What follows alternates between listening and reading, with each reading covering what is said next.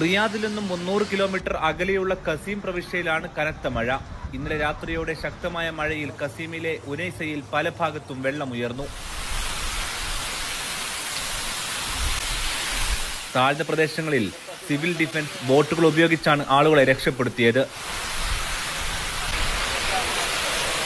നൂറുകണക്കിന് വാഹനങ്ങൾ ഇവിടെ വെള്ളത്തിൽ മുങ്ങി.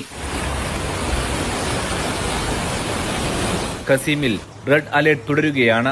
റിയാദിലും ഇന്ന് രാവിലെ മഴ കനത്തു.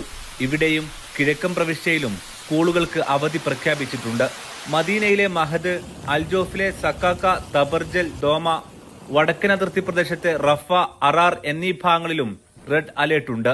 ഹായിലും ഇന്ന് കനത്ത മഴ ലഭിക്കുമെന്ന മുന്നറിയിപ്പുണ്ട്. അൽ കസീമിന് പുറമെ കിഴക്കൻ പ്രവിശ്യയിലെ ഹഫർബാത്തിൻ, കഫ്ജി, ദമാം, കോബാർ, കത്തീഫ് എന്നിവിടങ്ങളിലും റെഡ് അലേർട്ട് തുടരുകയാണ്.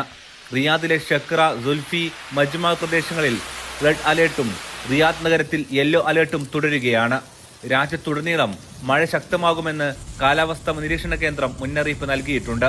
യാത്രക്കാർക്ക് സിവിൽ ഡിഫൻസിന്റെ ജാഗ്രതാ നിർദ്ദേശവുമുണ്ട്. Aftab Rahman, media 1, Riyadh.